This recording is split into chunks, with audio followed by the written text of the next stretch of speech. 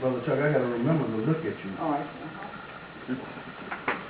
But you caught me off guard last time. I'll be waiting. Right. 1 Corinthians chapter 5. And we're going to start at verse 9. 1 Corinthians chapter 5. Now, I know on your notes it says 9 through 11, but we're going to read 9 through 12. Okay. All right? When you have it, say, I have it. Verse 9, this is Paul. He says, I wrote to you, talking to the Corinthian church, I wrote to you in my epistle, or letter, not to keep company with sexually immoral people. Yet, I certainly did not mean with sexually immoral people of this world, or with the covetous, or extortioners, or idolaters, since then you would need to go out of the world. Now what he's saying is, when I wrote you this letter and told you not to keep company with these people, I wasn't talking about the people of the world, because you have to get out the world not to deal with them, okay? But now I have written to you not to keep company with anyone named a brother.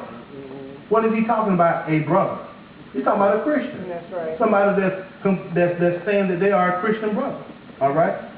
Who is sexually immoral or covetous, or an idolater, or a reviler, which is one that's talking about people and doing all that other stuff, or a drunkard, or an extortioner, not even to eat with such a person. Now those things that he named that a person does shouldn't even be identified with a Christian, but it is.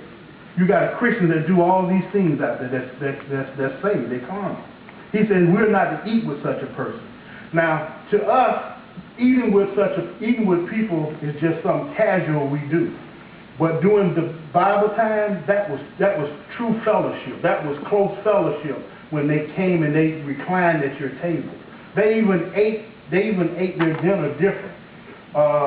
A lot of people think when I think it was Mary that came and washed Jesus' feet, they think that she went up under the table or something to wash his feet. But that ain't so, because when they ate back then, they reclined on their stomach like this. So his feet were sticking out, and she was able to go behind him and wash his feet because they laid down at the table and ate. So they supped different than we do. And to eat with someone back then, that was real close fellowship.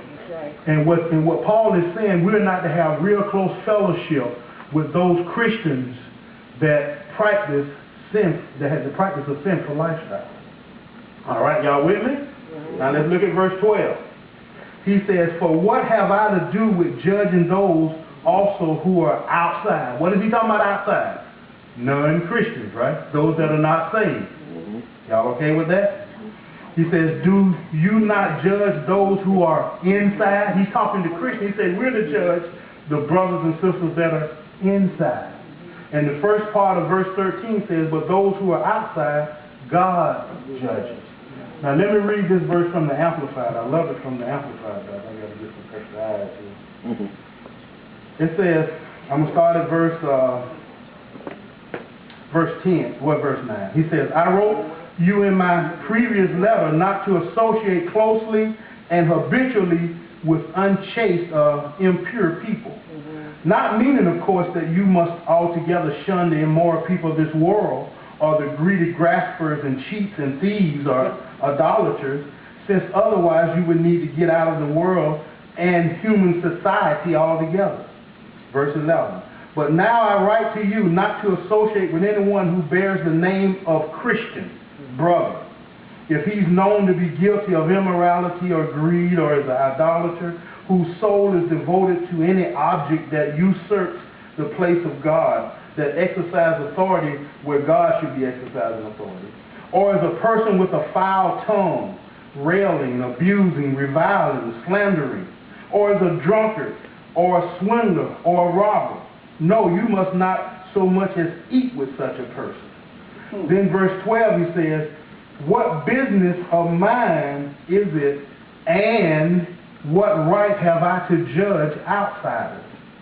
Is it not those inside the church upon whom you are to pass disciplinary judgment? watch this, passing sensory sentence on them as the facts require. You know what he's saying? This is church authority. He's saying it's the church's job to pass judgment on those that say they are Christian, but their lives don't show it. What kind of judgment? You to use the word of God and show them this is how a Christian is to live. You are not doing that. But as soon as you do that, you catch somebody that's not married, that's staying together, shacking up or whatever, and you tell them, well, you know, I'm a Christian. You don't judge me. God, you know, you ain't my judge. Yes, I am. I'm to judge you to make sure that you're showing the proper fruit. In Matthew 7:20, Jesus said you can tell a tree by its fruit. If you say you are an orange tree, shouldn't be no lemons hanging from you. If you got lemons hanging on your tree and you claim to be an orange tree, the wrong seeds have been planted. Think about it. And it's our job. See, so many times we just pass over that. We just allow people to put a condemnation on us about telling them they're wrong. But Paul said that's our job. He said, we don't judge them outside. That's God's job. But those that have become Christians, it's my job to let you know that you're not living as a Christian. Now, it's a way to do it. Paul said, tell the truth, Ephesians 4:15, but tell it in love. You don't go with harsh words, but you point out to them, this is wrong. Are y'all all right with that? Yes, sir. See, it's not me saying that. That's the word. And then the first part of verse 13, it says, God alone sits in judgment on those who are outside. So it's God's job to judge the unsaved, but it's our job to judge those who are saved. Not judging them whether they're going to hell or heaven, but judging their behavior. And then he says, if you got someone that's practicing sinful behavior, he says, don't even hang out with them.